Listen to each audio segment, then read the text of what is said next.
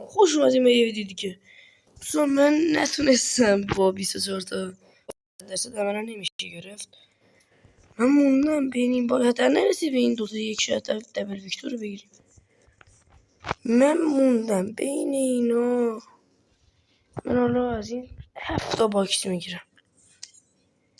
ببین یعنی تو این 7 تا باکس نده ها گارنا، یعنی ما 26.